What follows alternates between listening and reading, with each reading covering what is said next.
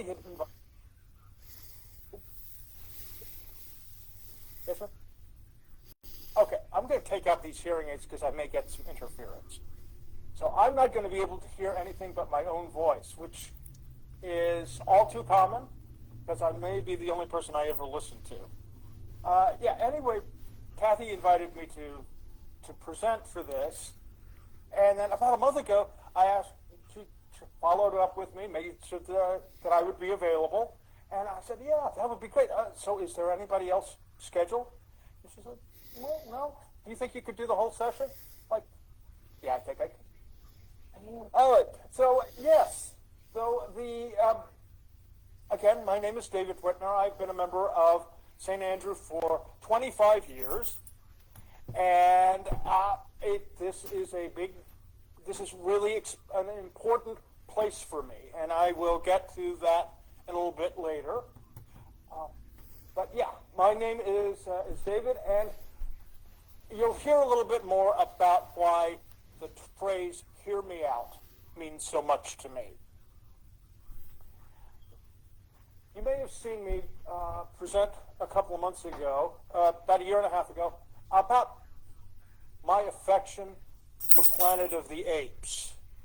And so it is one of the sacred things in my life, in the secular portion of my life, is that fascination with Planet of the Apes and that whole franchise, and particularly my affection for the character actor Roddy McDowell. So that's a part of the tapestry of who David Whitner is, and you're going to see a few more threads out of that tapestry today. I have two dogs, Booster and Sweetie Pie. Sweetie Pie is a very small Shih Tzu, and she belonged to my mom. My mom adopted Sweetie Pie probably about 10 or 12 years ago, and she had been raised by her with her mother, and the SPCA asked that the two of them be adopted separately. So my mom became her new mom. Booster is a dog that I adopted almost 6 years ago, and he is, I don't know what his lineage is. He may be part Cairn Terrier, he may be part Norwich. One thing is for certain, he is a totally loved dog. He is just about as loved as a dog can possibly be. And my mom and my sister helped me pick him out. Almost 6 years ago, they came up to visit me for my birthday. And I'd had a dog that I loved very much. His name was Roddy. And he was, and the trip to that last trip to the vets with Roddy culminated in probably one of the most difficult decisions of my entire life. He was a sweet, gentle little thing, and sometimes he would sit up on the back of the couch and rest his head on my shoulder. And I thought, oh, what a sweet dog. I told a friend of mine about that, and she said, oh, that's a dominating behavior. So that was him saying, I own you. So after Roddy made that last trip to the vets, I went for about 7 years without a dog. And then when my mom and my sister came up to visit me for my 55th birthday, I said, let's go to the shelter and find the next member of our family. We went online and saw a picture of Booster the night before we went to Casey Pet Project. We went in, we got there early because we thought there might be a line to meet Booster. We got there a little early. We went in, and I filled out the paperwork. Yeah, I'm gonna feed him and everything. We went in to meet him. They finally escorted us back to the kennels to meet him, and he did not look like the picture online. Apparently, he had arrived with mats in his fur. So he was shorn clean. he didn't even look like the same animal. It informed us that Booster's previous owner was a woman who was had just moved into a managed care facility that did not allow pets. And she was, in fact, his second owner, that there was a family that had raised him from a puppy, out of his litter, but then she adopted him. We got a little story behind Booster that his mom had to give him up. So we went out, so would you like to go to the little fenced area outside so that you can get acquainted with him, find out, if there's chemistry, if he's really going to be part of your family? And so, sure. So we went out there. My sister, who was about 65 at the time, our mother, who was 91, the three of us walked to the little fenced area in the back of Casey Pet Project. And my mom, 91-year-old mom, sat down on the AstroTurf so that she could meet this new dog. So Mom and my sister Marjorie and I went into the fenced area. I sat down. Mom sat down on the AstroTurf, and Marjorie stood by the little gate. They brought Booster out, and he went to my mom. And then Mom got up, and we started to get her out of the little fenced area, and then he went to my sister, my older sister, because it was evident to Booster that he was shopping for a new mom. So the two of them had to leave the little fenced area so he would even notice me. Well, that afternoon, after I had adopted him, and that was my birthday present from my mom that year. She paid for the adoption fee. We got back to the house. My sister and I went to run some errands to pick up some dog food and some supplies and some toys for our newest family member. When we got back to the house, Booster was curled up on the rug next to the bed where Mom was taking a nap. And that's when I knew this dog belonged in this family. This was a loving little dog. And later that evening, I took a picture of Booster sitting on the couch next to my sister with his head resting on her lap. So he knew that he had found a new mom. He hadn't decided who that was going to be yet. Once they left town about 2 days later, Booster realized he did not get to choose. I was the only option he had left. Eventually, he grew on me. I grew on him. So that's Booster and Sweetie Pie. Let's see. We've got another slide. Okay. This is a picture of my mom with a pack of wild dogs. You can see. A funny little fact I learned this week about wild dogs.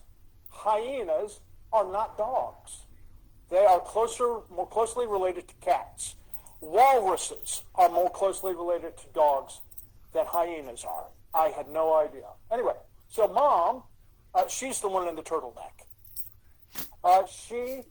Here she is with Coyote, the one with the pointed up ears, Foxy, and Wolfie.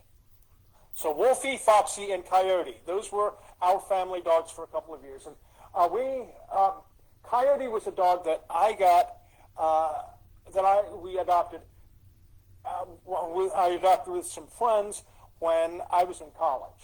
We rented a house together, and Coyote showed up at the foot of the driveway as a puppy, and we adopted her, kept her around.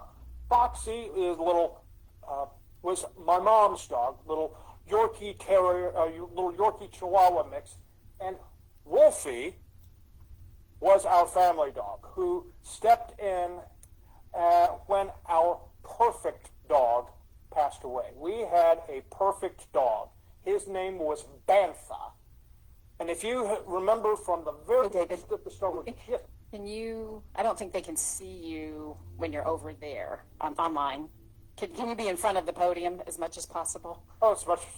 Just so they can see you. Okay. Yeah. Thank you. It's the online folks. They can't Thanks. see me? Okay. Hi. Sorry. Love you. We had a perfect dog. His name was Bantha. And in the first of the Star Wars movies, there were these big shaggy creatures that the sand people rode, big horns. Bantha was a shaggy dog. And so he was so gentle and beautiful and sweet that when Bantha passed away, my mom had a brick dedicated at the SPCA in Dallas that read, Bantha, perfect dog. So a couple of months, so shortly after Bantha passed away, we went as a family to get our newest family member, our newest canine, and we got Wolfie. We entered the animal shelter. My brother scooped up this little puppy, Wolfgang, and we said, this is the way to go. We had not raised a puppy in many years, so this was an adventure for us as a family. And on our way home with our new puppy, my mom, my sister, my brother, and me, we stopped at a photo booth, and we took turns with getting our pictures taken with the new puppy. So somewhere I've got a little strip of photos of each of us holding the puppy. A couple of months shortly after we adopted Wolfgang, we decided we needed to come up with a name with him. We'd had a couple of tentative names that we tried out, but it so happened that the movie Amadeus had just won the Oscar for Best Picture just like a couple of months before, and the name Wolfgang was on a lot of people's lips. We decided, well, that would be kind of fun. When you say the name Wolfgang, you think of a Rottweiler or a German Shepherd, but we had this little fluffy terrier mix with the long, fluffy black fur, and we just had to name him Wolfgang. It so happens that Wolfie earned his name. About 4 months after we adopted Wolfgang, he woke us in the middle of the night barking. Wolfie, settle down, be quiet. He was in the den. Wolfie, settle down, hush, go to sleep. Yap, yap, yap, yap, yap, yap. This went on for a couple of minutes. And I could hear my sister from the other end of the house saying, Wolfie, be quiet. Mom, dead to the world. I was asleep, and my brother was out of town. Well, after a couple of minutes, the doorbell rang. This was about 4 in the morning. We got up, went to the front door, turned on the porch light, and there were 3 police officers standing on the front steps of the house. Would you please follow us outside? So we followed them out to the driveway, and about 30 feet from where he had parked his car before leaving town sat my brother's car with the doors open and a young man about 20 years old lying face down in the driveway, hands cuffed behind his back, wearing nothing but black underpants.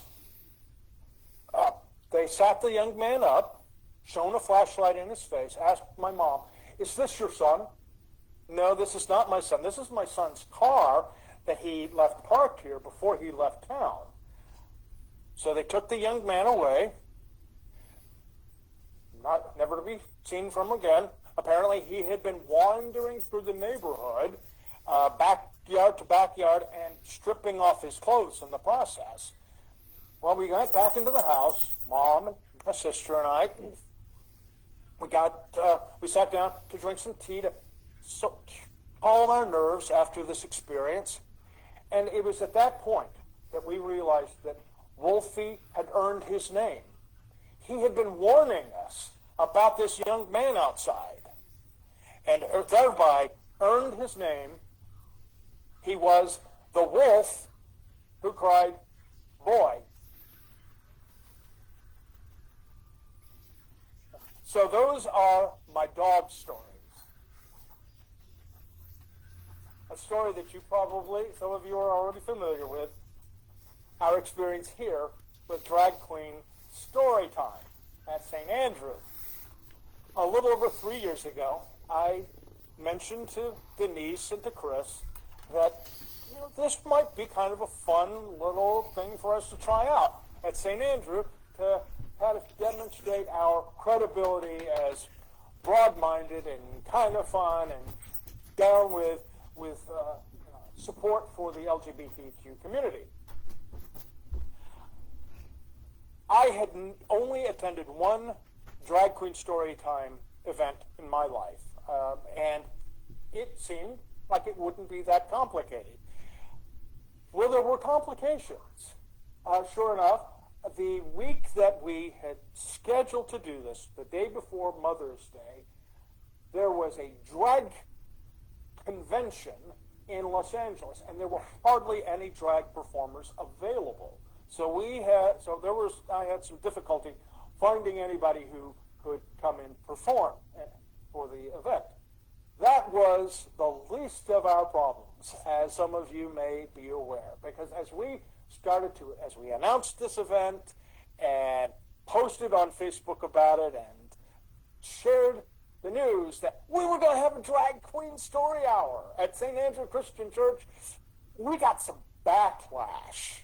I got some really ugly messages myself that included things like, I cannot even put into words the depths of hell you will endure. And I feel embarrassed for your church and your parishioners. Everything did work out pretty well. Well, adequately. We didn't have any actual drag queens who performed. We had a couple of drag kings. That was okay. As I've told people, the kids had fun. Their parents had fun. And the protesters had fun elsewhere because they didn't show up. They said lots of awful things online, but they couldn't get up the courage to actually put on their shoes and socks and come tell us how much they disapproved. There were many lovely things about it, and one of those was how eagerly this community of St. Andrews stepped up to support that event. When we announced that when we saw this was coming up, Linda Singer did an amazing job recruiting people to provide snacks, that we went through all of the things that the kids might have a problem with. Do we need gluten-free snacks, nut-free snacks, sugar-free snacks? And she coordinated an amazing team in only 48 hours, it seems like. An amazing team to provide snacks so that everybody could participate and everybody could get something sweet and a treat out of this experience. And one of the most astonishing parts of the whole snack array was the Jell-O Jigglers. I think they were sugar-free Jell-O Jigglers that Judy Barkham made. A whole spectrum of them. Beautiful, beautiful. And it showed the absolute joy of this community. And in spite of all the ugliness that we experienced, the ugly emails and phone calls that the church received, and the hideous comments on Facebook and messages that I received personally, that made it all worthwhile. One of the stories that you may have heard about this was that one of the comments that I received that came directly to me through Facebook Messenger read, "This is disgraceful and you should be ashamed of yourself. #groomer." And like I did with most of the other people who had sent messages directly to me, I decided to write back to this person. Thank you for reaching out about the event from Saturday. Yours was the first message of disapproval I received. The drag queen, the drag performers said and did nothing inappropriate. You missed it. You had pulled it out.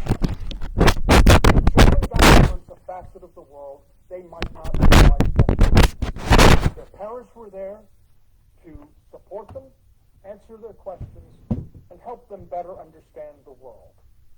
It was an afternoon of joy. Thank you for caring. And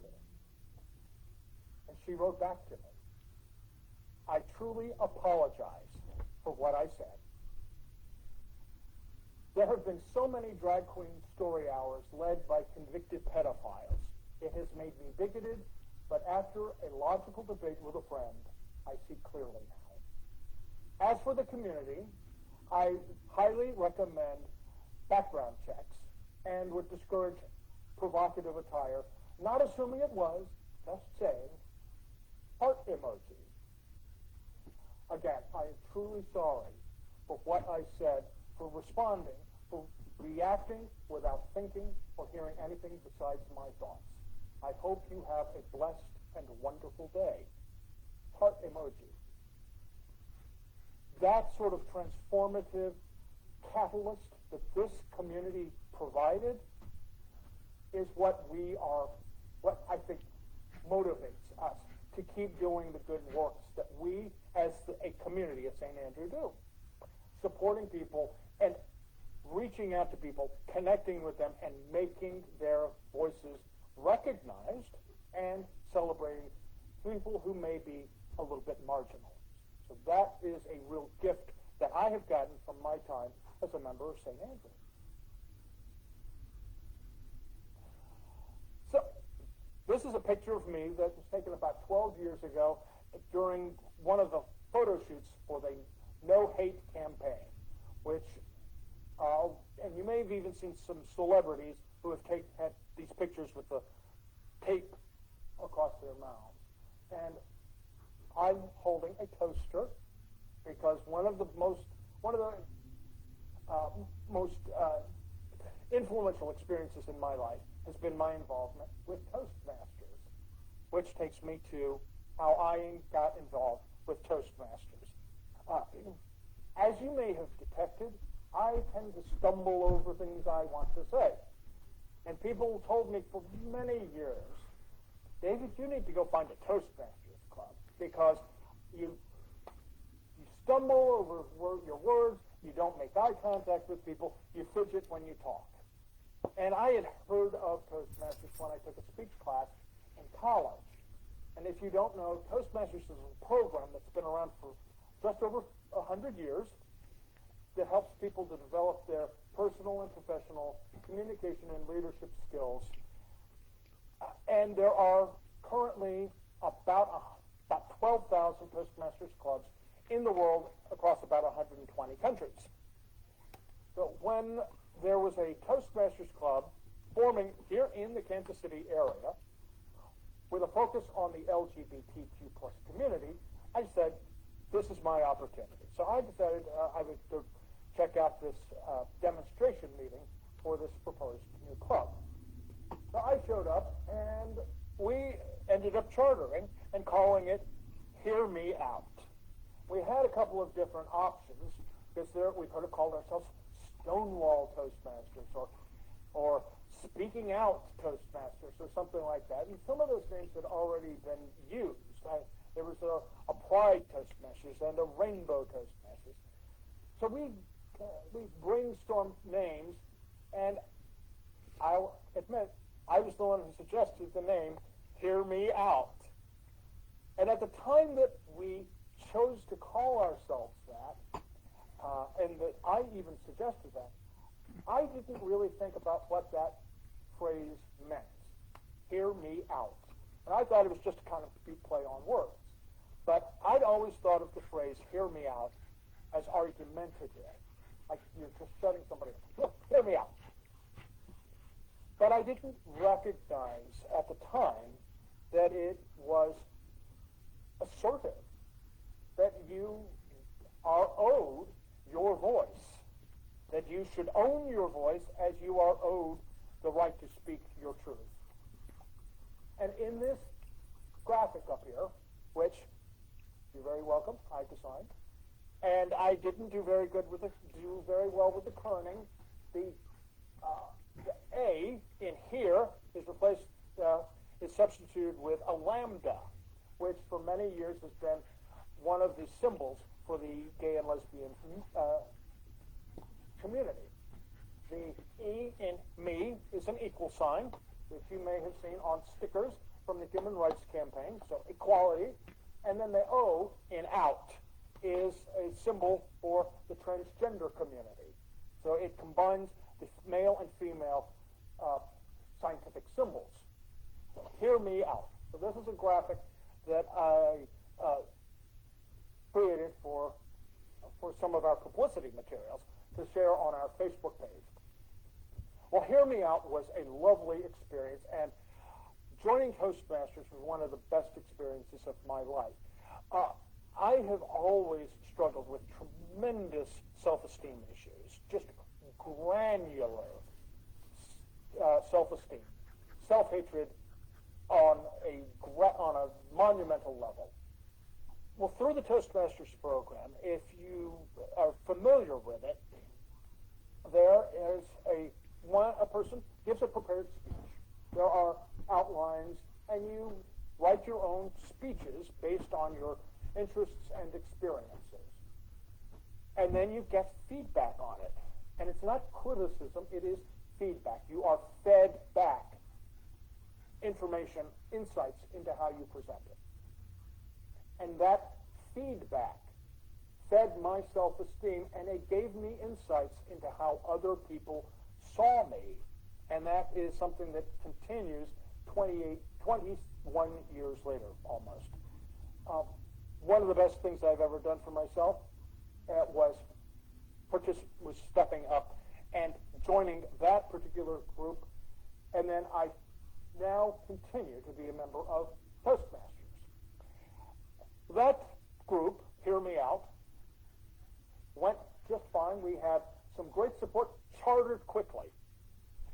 And then things started to trail off. Members moved away, members kind of lost interest.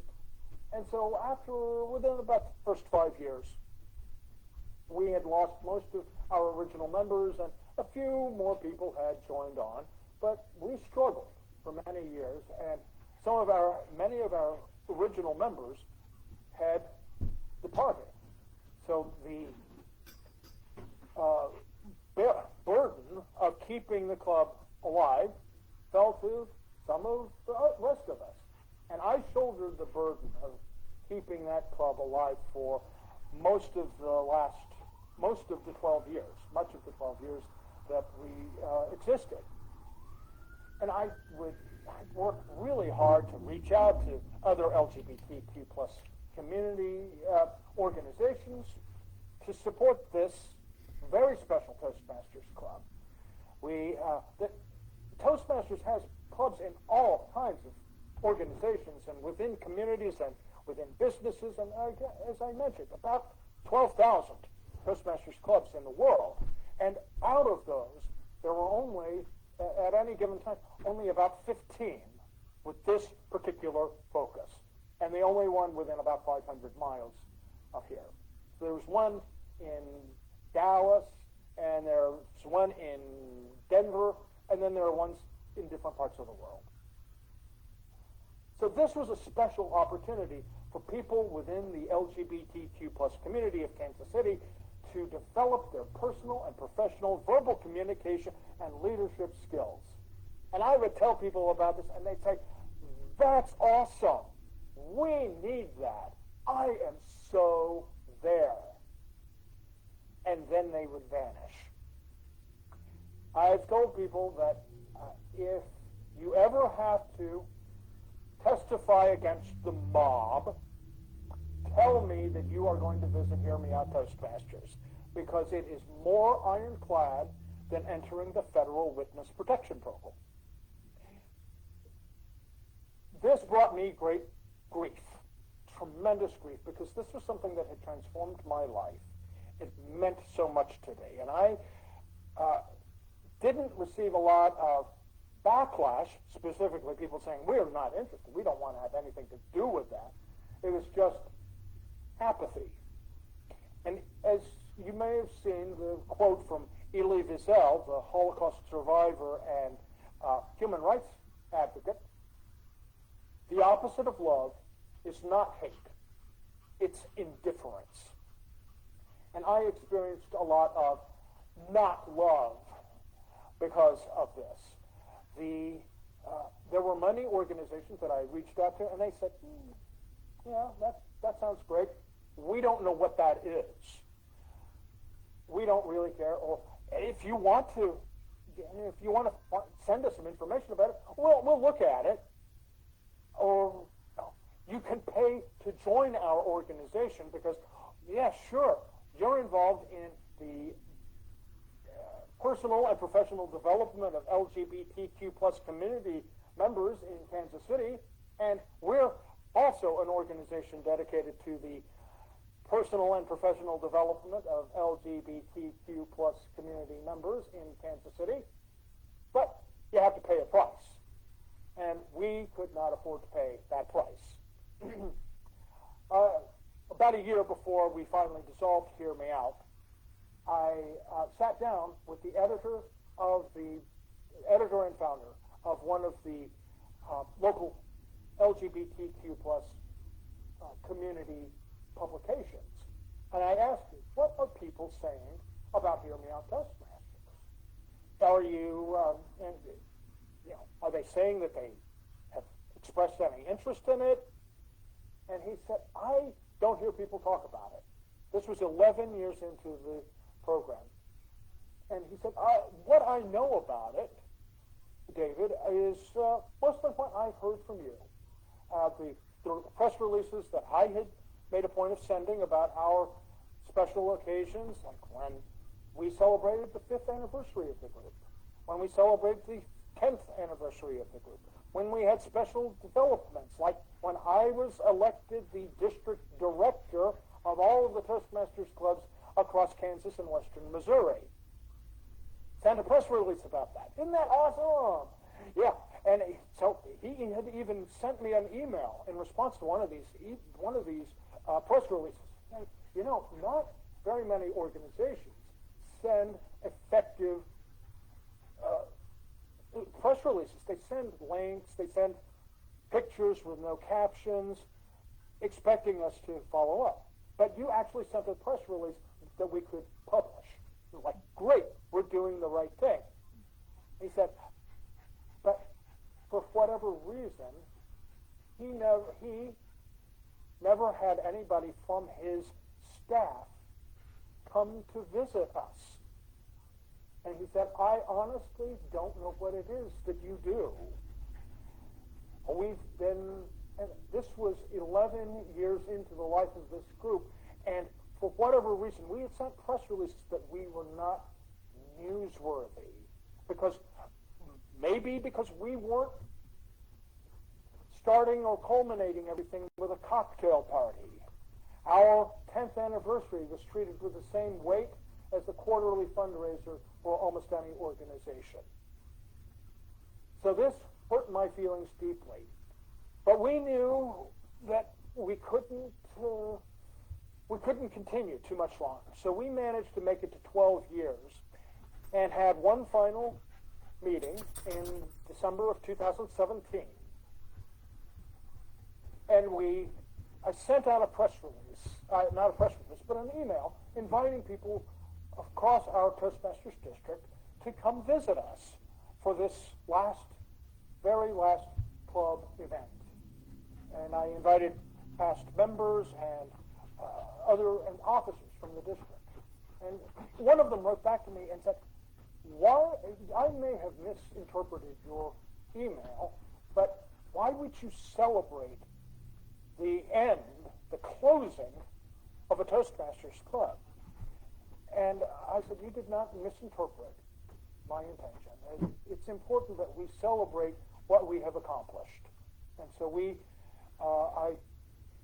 I gave a long speech at that very last meeting of the club, in which we cheered the fact that we held the title of the cutest club in District 22.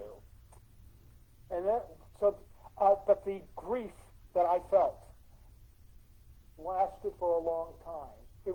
I had anticipatory grief about the decline and ultimate dissolution of that club. And I carried a lot of anger. Only not even 6 months after we closed Hear Me Out, another LGBTQ plus community organizations launched their own Toastmasters Club, and they did not contact us about it. And I had been trying for 5 years to make contact with them, and they just ignored us. They demonstrated their not love for us, their indifference. And they managed to get that club together for about 2 or 3 years, but it offended me deeply that they did not reach out to us.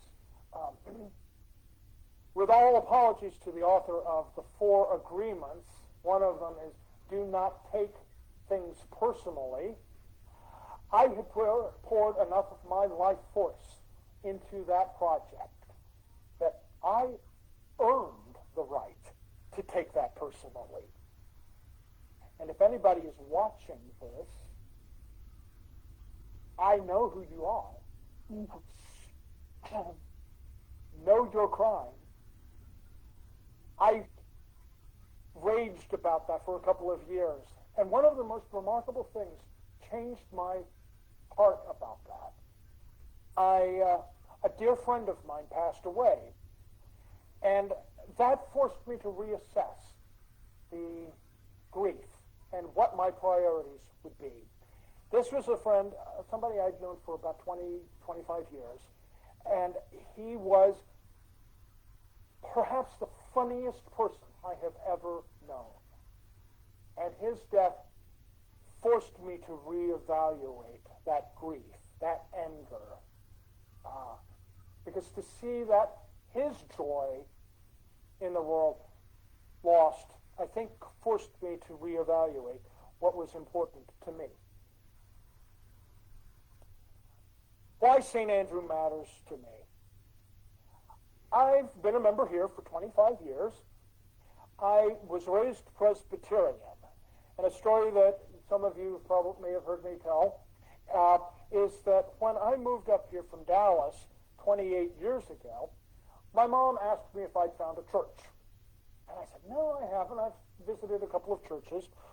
She said, well, I don't care what kind of church it is, as long as it's Presbyterian. Well, I did the next best thing.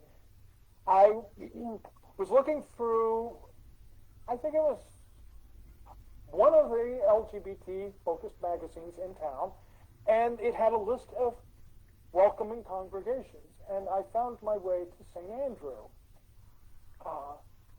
And part of the reason why I chose to come to this particular church was because it was far enough from where I lived in the Westport neighborhood. I didn't really want to be around people I knew. But who would say, oh, he's one of them. But I came in here and I found a community. And one of the things I've told people about my time here at St. Andrew is that the open and affirming, fully welcoming spirit of this church is just one facet of what makes this such a magnificent gem. That it doesn't matter, really, if you're LGBT or if you are wheelchair bound, or if you are a woman, if you are a person of any given age, that you are celebrated in this space. And all of that is celebrated on the banner out front. So that's one part of what has made this community so important to me. A couple of years ago, a few years after I'd been here, my sister came to visit, and she told me afterward, I see why you like that church. I said, yeah. And I'm thinking the people are really friendly, the music is kind of mellow, not the pipe organ that we had blown up with, that it's the music kind of meets us at our level. And she said, no, it's because it's orange. And so I'm like, oh, yeah, my favorite color is orange. She said, it's orange. You feel comfortable there. But I have stayed on, and because this is a community that celebrates people where they are. I've never considered myself to be a particularly religious person, but the social justice components, multiple components of the social justice focus of this congregation is what keeps me motivated here. And I even had a conversation several months ago with somebody who said, well, it sounds almost like a fan club. And I said, it's a whole lot more than that to me. Because this congregation provides a vehicle for my values. I can celebrate we celebrate the indigenous communities, we celebrate the beauty of the earth, and our allegiance to that, our debt to the societies that came before us, and to the ground that we walk. So St. Andrew matters to me because I think it matters to a lot of people. And everybody here probably has their own story of why they came to this congregation and why they stay. Everybody's got a story about why St. Andrew matters, and that's why St. Andrew matters to me. And there's probably no doubt. And, to find a community, they would say, sure, we'll have a drag queen story hour. We're just going to test this. We're going to see how we bear this out. And it worked. And thank you.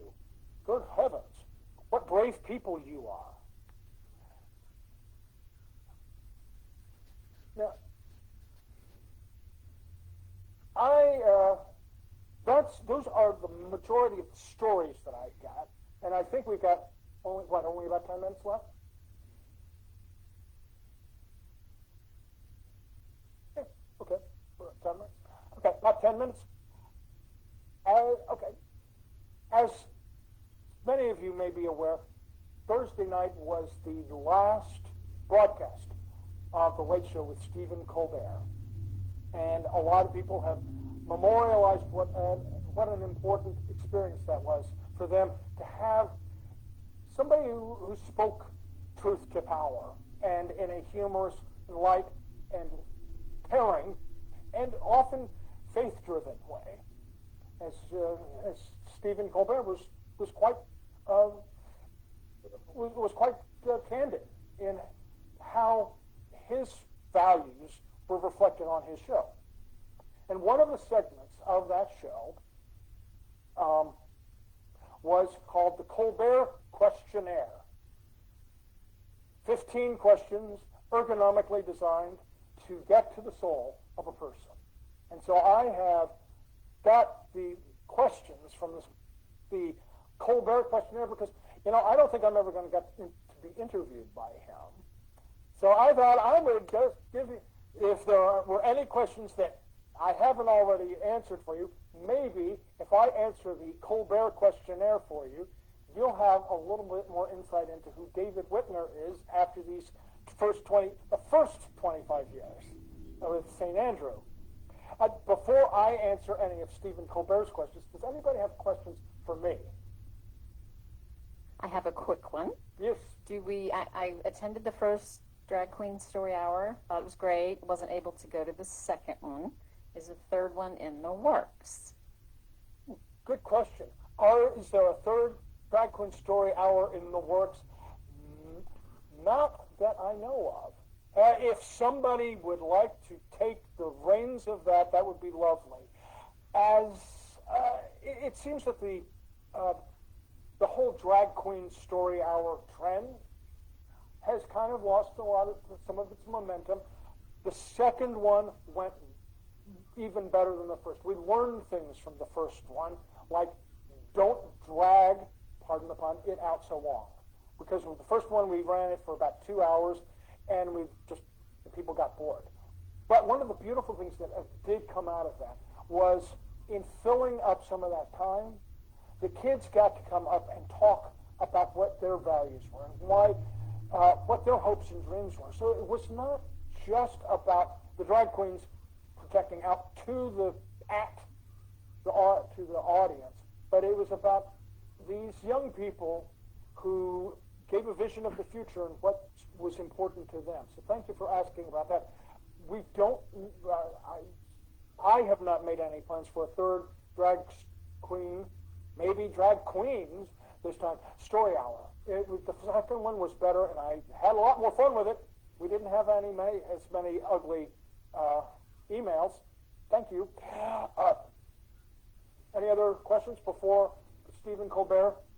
Yes, Norm. Oh, yeah, okay. Hi. It's Norm. Is there an LGBT Toastmasters in Chicago? In Chicago, I do not know if there is. It's a big enough city they should have one. However, I am now a member of an online LGBT Toastmasters club. It's called Global Pride Toastmasters, and most of the members of that are based out of New York State. It's an offshoot of Pride Toastmasters, which is based in New York City, but we do have people participating from elsewhere, Kansas City, and we've got at least one person who participates from Australia. Ooh. So yes, Global Pride Toastmasters, which meets every Tuesday night, 6 p.m. Central Time. 6 p.m. Central Time. So if you want more information about that or about Toastmasters, let me know. But Stephen Colbert, his questionnaire. First question, what is the best sandwich? My own experience with that is shortly after when I moved to Kansas City, my mom gave me a sandwich aisle, and it had a little recipe book that came with it, and I misread some of the ingredients for a few of the recipes, so I combined them and made this accidentally delicious sandwich that had had asparagus spears, Monterey Jack cheese, and pressed ham on white bread, and it has the sort of brine and the blends some of the flavors of a Reuben sandwich. So that's an accidentally wonderful sandwich. My first concert, Barry Manilow. Went to see him with my sister and my brother. Wonderful. Scariest animal. I am terrified of spiders. I have told people before that I'm scared of any animal that does not have a fluffy tail. So that rules out rats and snakes and all kinds of insects. Apples or oranges? Apples, thank you. I love oranges. Orange, of course, is my favorite color.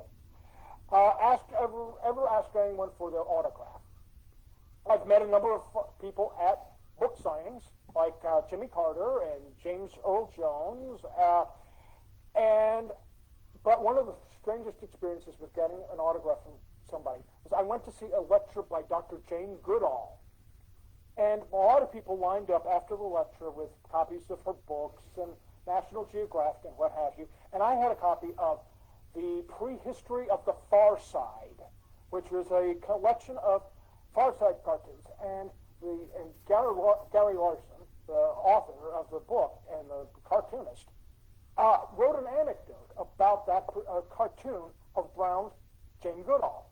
Showed two chimpanzees sitting in a tree, and a woman, the female chimpanzee, grooming her mate. And so the caption reads, "Oh, another blonde hair, doing a little more research with that Jane Goodall tramp."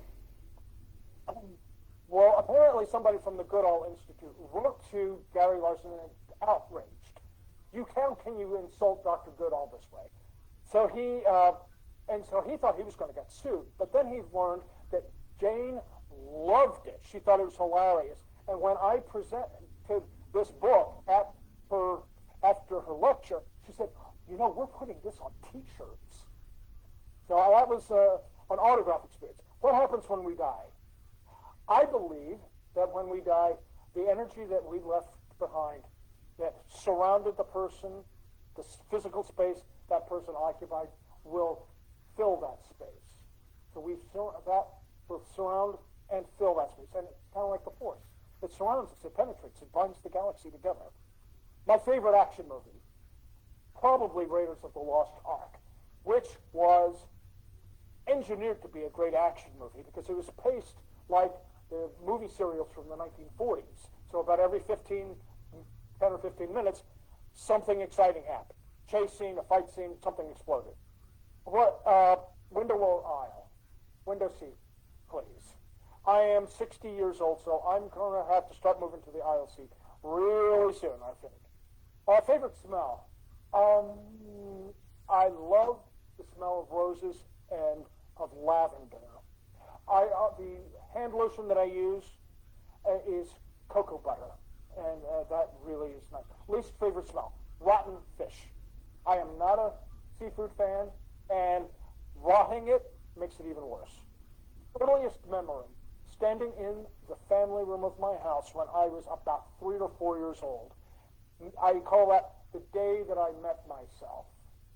And I remember standing facing the kitchen with my brother and sister, and it occurred to me later that almost every major pivotal moment out of the first 30 years or so of my life transpired within about 10 feet of that spot. When I learned that my parents were getting divorced, when I saw Roddy McDowell on the Carol Burnett show, when I got the news that I was moving to Kansas City. Cats or dogs? As you may have already detected, dogs. I used to be horribly allergic to cats. Cats are okay. I've liked a few of them. One song to listen to for the rest of your life.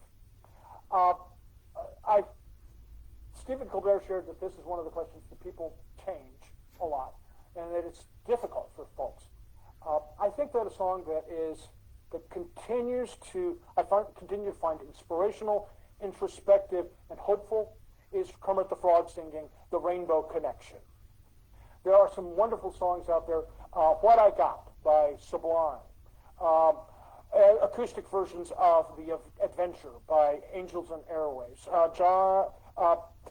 George Winston's cover of Vince Guaraldi's "Cast Your Fate to the Wind." It's beautiful instrumental piece. What number are you thinking of? My number, 22. Burt Reynolds' jersey number in the movie Semi-Tough, in which I was an extra, was 22. It turns out that was his jersey number when he played football in real life, college football in real life. It was also his jersey number in the movie The Longest Yard.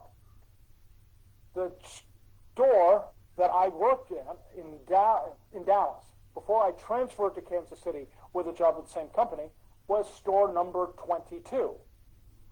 And then, as I mentioned, I was the district director, the last person to hold the title of district governor for the Toastmasters Club of 100 Toastmasters clubs across western Kansas, western Missouri, and all of Kansas. And that was District 22. So, stay true to 22 was my theme. And describe your life describe the rest of your life in 5 words. And this one I have tried not to think too hard about, because I overthink a lot of things. Clarity, healing, joy, hope, trust. And as Stephen Colbert would say, at the end of administering these 15 questions, he would say, "You are now known." So I would like to think that through these stories and through these disclosures, that I am better known. And I am thrilled to be here, and I thank you for taking the time. Thank you, David. Thank you, everyone. Thank you so much. That was wonderful. We really appreciate it, David. Oh, okay. This is a picture that was taken on my, about a year, almost 2 years ago, visited at a movie theater, the Alamo Draft House in Richardson, Texas, and I'm wearing a t-shirt that's not actually from Planet of the Apes, and the big hand is the hand of the Iron Giant, which is a wonderful animated film, came out just over 25 years ago. And it is a it's categorized as a male weepy, that men cry when they, and I've seen this movie about 4 or 5 times, and I've cried almost every time. So they've got a model of the Iron Giant's hand, and I got a picture in front of that. I don't remember what other pictures I might have. Okay, let's see. The No Hate campaign. Oh my God! And there I am. My mom gave me this monkey onesie for my birthday about 20 years ago, and that's a poster, a French poster for Planet of the Apes. And that's my orange couch that I salvaged from a movie theater that I shut down. So thank you, everyone.